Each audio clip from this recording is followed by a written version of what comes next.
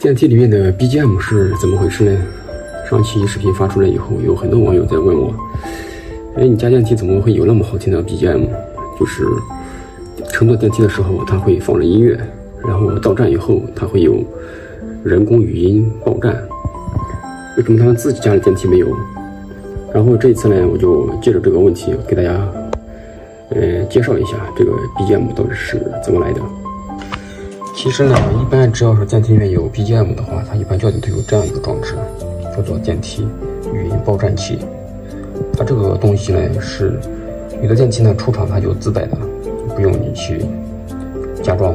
有的电梯呢是需要选配，就是买电梯的时候你要选择这个功能的话，人家就会给你带，你不选的话它就没有。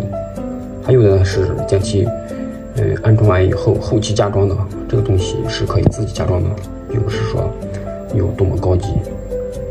当然了，它这个音乐是可以更换的，包括里面的它还会去报送那个维修人员电话呀什么的都可以，包括音量啊。现在我们来给大家演示一下它这个是怎样去设置。它这里有3个按键，这个是功能键。报站语言选择，这个选择报站语言，英文、英文、中英文、中英文、中文、中文，它只有这种3种语言选择。然后背景音乐选择，背景音乐选择1，它们有10种音乐，这是可以轮流切换的。2，3，4，5，6，7，8，9，10。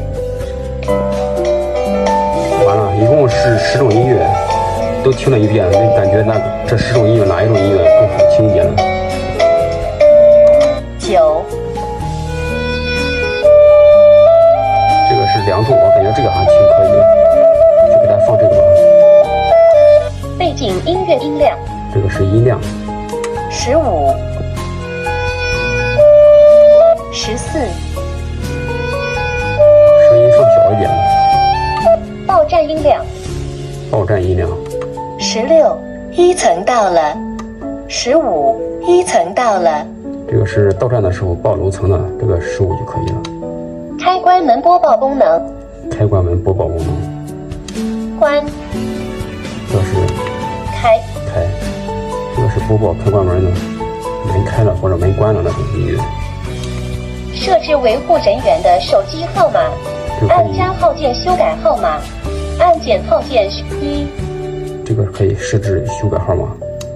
保存设置，进入运行模式。它这个可以设置那个维修人员电话号码，就是说电梯坏了以后，它这个就会反复的播报维修人员电话，或者电梯困人的话，它也会报。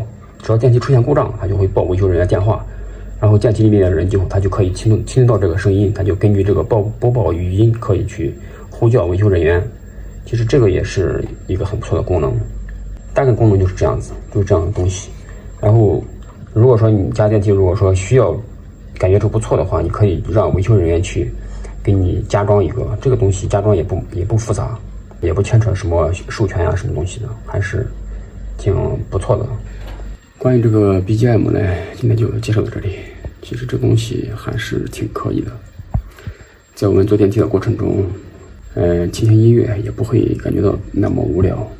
时间久了换一下音乐，也不会有听觉疲劳。感兴趣的朋友呢，可以让维宝去给你们家电梯加装一组，这个加装起来也方便，没那么麻烦。今天的视频就分享到这儿，感谢大家观看，我们下期再见。